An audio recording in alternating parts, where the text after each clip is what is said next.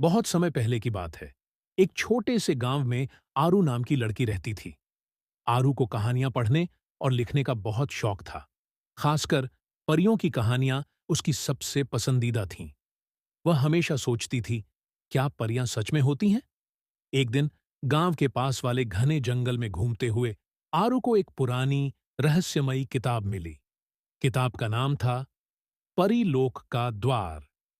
किताब के पन्ने पीले पड़ चुके थे, लेकिन उसमें लिखा था कि एक जादुई द्वार जंगल के भीतर छुपा है, जो परीलोक को ले जाता है। वहां तक पहुंचने के लिए 3 कठिन चुनौतियों का सामना करना होगा। पहली चुनौती, जादुई पुल। आरू ने साहस किया और नक्शे के अनुसार जंगल में आगे बढ़ी। थोड़ी दूर चलने के बाद उसे एक गहरी नदी मिली। नदी पर कोई पुल नहीं था, लेकिन जैसे ही उसने कदम बढ़ाया, नदी के ऊपर जादुई प्रकाश से एक पुल बनने लगा। तभी एक आवाज आई। यदि तुम सही उत्तर नहीं दे सकी तो यह पुल टूट जाएगा। आवाज ने सवाल पूछा। सच्ची ताकत क्या है? आरू ने बिना झिझक कहा। सच्ची ताकत आत्मविश्वास और दयालुता में। जैसे ही उसने जवाब दिया, पुल और मजबूत हो गया और वह सुरक्षित दूसरी ओर पहुंच गई। दूसरी चुनौती, जादुई जंगल की भूल भुलैया।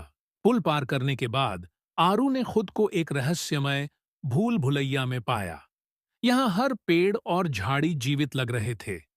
एक चमकती हुई परी प्रकट हुई और बोली, अगर तुम इस भूल भुलैया से बाहर निकलना चाहती हो तो अपने दिल की आवाज सुनो। आरू ने अपनी धड़कन पर ध्यान दिया और अपने दिल की आवाज का अनुसरण किया। उसने उन रास्तों को चुना जो उसे सही लग रहे थे। आखिरकार वह भूल भुलैया से बाहर निकलने में सफल रही। तीसरी चुनौती, सत्य का दर्पण। जैसे ही वह भूल भुलैया से बाहर आई, उसने एक बड़ा चमकता हुआ दर्पण देखा। दर्पण में उसकी खुद की परछाई दिखाई दी, जो उससे बोली, तुम्हें परीलोक में प्रवेश करना है तो अपने सबसे बड़े डर का सामना करना होगा। आरू ने कुछ देर सोचा और कहा, मुझे सबसे ज्यादा डर इस बात का है कि मैं अपने सपनों को पूरा नहीं कर पाऊंगी और अपनी सच्ची पहचान खो दूंगी।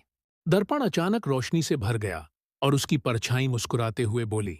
सच का सामना करने की हिम्मत रखने वाला ही परीलोक का द्वार खोल सकता है। जैसे ही आरू ने दर्पण के पार कदम रखा, वह एक अद्भुत दुनिया में पहुंच गई। चारों तरफ चमकती परियां उड़ रही थीं। पेड़, फूल और आसमान तक हर चीज जादुई लग रही थी। परीलोक की रानी ने आरू का स्वागत किया और कहा, तुमने अपनी सच्चाई और साहस से हमारी दुनिया का द्वार खोला है। तुम में वह खासियत है जो बहुत कम लोगों में होती है। आरू ने परियों के साथ कई दिन बिताए। उन्होंने उसे सिखाया कि सपने देखना आसान है, लेकिन उन्हें पूरा करने के लिए हिम्मत और मेहनत चाहिए। जब आरू वापस अपने गांव लौटी, तो वह पहले से कहीं ज्यादा आत्मविश्वासी और प्रेरित थी। अब आरू केवल कहानियां पढ़ती ही नहीं थी, बल्कि अपनी कहानियां लिखती और दूसरों को भी अपने सपने पूरे करने के लिए प्रेरित करती थीं। यह कहानी सिखाती है कि अपने डर और सच्चाई का सामना करना ही असली साहस है, और यही हमें हमारी मंजिल तक पहुंचाता है।